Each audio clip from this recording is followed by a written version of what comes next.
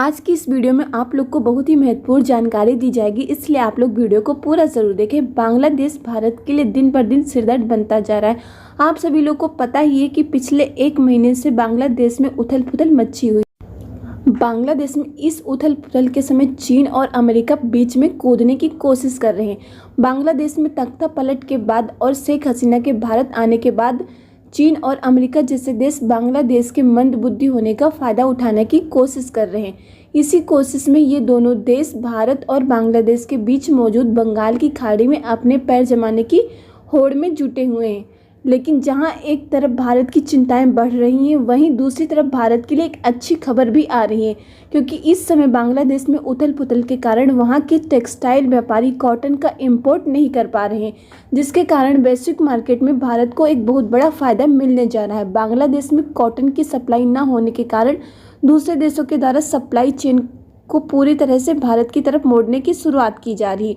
अभी तक बांग्लादेश में गारमेंट्स का सबसे अधिक प्रोडक्शन होने के कारण दुनिया भर के देशों से ज़्यादातर कॉटन बांग्लादेश खरीद रहा था, जिससे भारत को ज़रूरत के हिसाब से कॉटन की सप्लाई नहीं हो पा रही थी। पूरी अपडेट क्या है इस वीडियो में विस्तार से समझेंगे, लेकिन उसके पहले अगर अभी तक कि आप लोगों ने वीडियो को लाइक नहीं किया तो आप लोग वीडियो को सबसे पहले लाइक कर दीजिए, साथ में चैनल को सब्सक्राइब कर नोटिफिकेशन बेल आइकन को जरूर दबा दीजिए, जिससे लेटेस्ट वीडियो की नोटिफिकेशन आप लोग को मिले और आप लोग वीडियो को सबसे पहले देख पाए। और वीडियो को आप लोग पूरा ज़रूर देखा करिए। कोई कमी हो तो उसको भी आप लोग कमेंट करके बता सकते हैं, जिससे कि उसमें कोई सुधार किया जा सके। बांग्लादेश में तख्ता पलट हुए 1 महीना हो रहा है, लेकिन बांग्लादेश के हालात अभी भी नहीं सुधरे हैं। वहाँ की स्थिति सामान्य होने का नाम ही नहीं ले रही। हिंदू अल्पसंख्यकों पर होने वाले अत्याचार को रोकने के लिए बांग्लादेश की नई सरकार की तरफ से कोई ठोस कदम भी नहीं उठाया जा रहा है।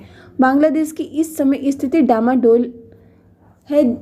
बांग्लादेश में बदले हालातों के कारण वहाँ की कई कंपनियां और फैक्ट्रियां अभी भी बंद पड़ी हुई हैं।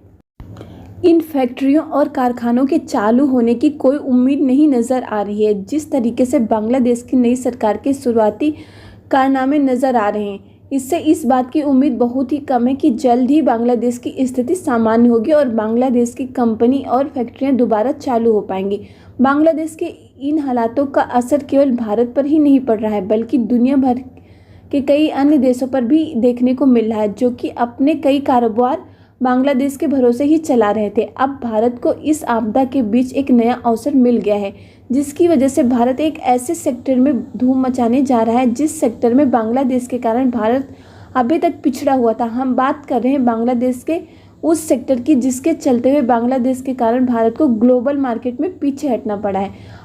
अब जब बांग्लादेश की गारमेंट्स और टेक्सटाइल मैन्युफैक्चरिंग करने वाली कंपनियां ज़्यादातर बंद पड़ी हैं, तब बांग्लादेश में कॉटन का इंपोर्ट काफ़ी ज़्यादा कम हो चुका है, क्योंकि ज़्यादातर गारमेंट्स और टेक्सटाइल से बने प्रोडक्ट मैन्युफैक्चरर किए जाते हैं, जिनमें कॉटन का ज़्यादातर उपयोग किया जाता है। लेकिन अब जब दूसरे देश के एक्सपोर्टर बांग्लादेश में कॉटन का एक्सपोर्ट करके कमाई कर रहे थे, तो उनका घाटा हो रहा है। इसलिए हाल ही में एक खबर निकल कर सामने आ रही है कि दूसरे देश कॉटन एक्सपोर्टर जो बांग्लादेश में कॉटन की सप्लाई करते हैं, वे अपनी सप्लाई को भारत की तरफ मोड़ने का विचार बना रहे हैं, क्योंकि देखा जाए तो भारत भी पिछले कई सालों से गारमेंट्स और टेक्सटाइल प्रोडक्शन को साल दर साल आगे बढ़ाता जा रहा है। आज के समय में अमेरिका, यूएई, यूरोपियन यूनियन जैसे बड़े बड़े देशों में भारत के द्वारा टेक्सटाइल का एक्सपोर्ट किया जाता है, जहां आज के समय में कई ऐसे देश हैं जो कि भारत से टेक्सटाइल और गारमेंट्स प्रोडक्ट खरीदते हैं। लेकिन इन देशों में भारत से ज़्यादा बांग्लादेश अपने टेक्सटाइल और गारमेंट्स को एक्सपोर्ट करता है।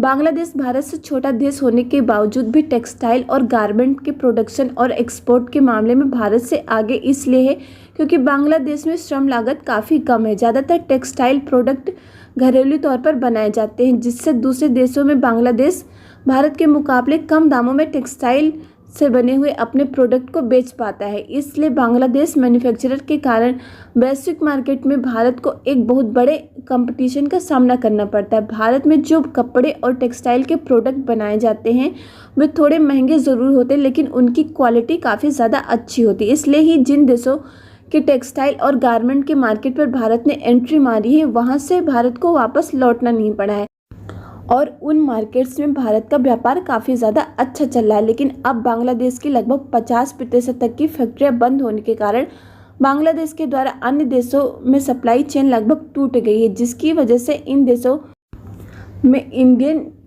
गारमेंट्स और टेक्सटाइल प्रोडक्ट्स की डिमांड काफ़ी ज़्यादा बढ़ गई, जिसकी वजह से अब भारत की कंपनियों के पास पहले से ज़्यादा ऑर्डर आने लगे, जिसकी वजह से भारत में कॉटन की ज़रूरत काफ़ी ज़्यादा बढ़ गई। ऐसे समय में जिस तरह से कॉटन एक्सपोर्ट करने वाले देशों का झुकाव भारत की ओर बढ़ रहा है, अगर उनके द्वारा भारत में कॉटन की सप्लाई बढ़ा दी जाती है तो भारत को दुनिया भर के मार्केट में टेक्सटाइल इंडस्ट्री में धूम मचाने से कोई भी देश नहीं रोक पाएगा। ऐसा नहीं कि भारत में कॉटन का प्रोडक्शन नहीं होता है, बल्कि कॉटन प्रोडक्शन के मामले में भारत का स्थान दूसरे नंबर पर है। लेकिन सच तो यह है कि भारत में जितने ज़्यादा टेक्सटाइल और मैन्युफैक्चरर किए जाते हैं या जितने भी कॉटन का प्रोडक्शन होता है वह ख़त्म हो जाता है, इसलिए कॉटन के मामले में भारत को कुछ अन्य देशों पर निर्भर रहना पड़ता है। भारत के लिए यह अच्छी खबर है कि बांग्लादेश में उथल पुथल के कारण भारत की टेक्सटाइल इंडस्ट्री दुनिया भर में अपना दबदबा बनाने जा रही है। एक अन्य खबर निकल कर सामने आ रही है कि भारत और बांग्लादेश के बीच बंगाल की खाड़ी पर जहां भारत अभी तक अपना वर्चस्व बनाए हुए वहां पर चीन और अमेरिका अपने पैर जमाने की कोशिश में लगे हुए हैं। यह भारत के लिए काफ़ी ज़्यादा चिंताजनक बात है, क्योंकि जिस बंगाल की खाड़ी पर भारत का वर्चस्व है वहां पर चीन और अमेरिका जैसे बड़े बड़े देश बांग्लादेश की बेवकूफ़ियों का फ़ायदा उठाकर इस इलाके को अपने कब्जे में लेने की तैयारी कर रहे हैं, जिसमें चीन की मंशा साफ साफ नज़र आती है कि वह किस तरह बांग्लादेश को भी अपनी स्कीम के तहत कर्ज देकर बंगाल की खाड़ी में अपना जाल बिछा रहा है। चीन कोई भी ऐसा मौका नहीं छोड़ता जिससे भारत का नुकसान हो, इसलिए वह अब बांग्लादेश की मंदबुद्धि का फ़ायदा उठाकर बंगाल की खाड़ी में अपने पैर पसारने की कोशिश कर रहा है। अमेरिका जैसा देश भी बंगाल की खाड़ी पर अपना कब्जा करने की कोशिश कर रहा है। बांग्लादेश का फ़ायदा ये दोनों देश उठाने की कोशिश कर रहे हैं। बांग्लादेश को अभी समझ नहीं आ रहा है, लेकिन जब वह कहीं का नहीं रहेगा तब उसे समझ जरूर आएगा, लेकिन तब तक काफ़ी ज़्यादा देर हो चुकी होगी। बांग्लादेश की वर्तमान सरकार अपने देश के हालातों को सुधारने में नाकाम साबित हो रही, क्योंकि 1 महीने से ज़्यादा समय बीतने वाला है और बांग्लादेश में अभी भी अशांति का माहौल ही छाया हुआ है।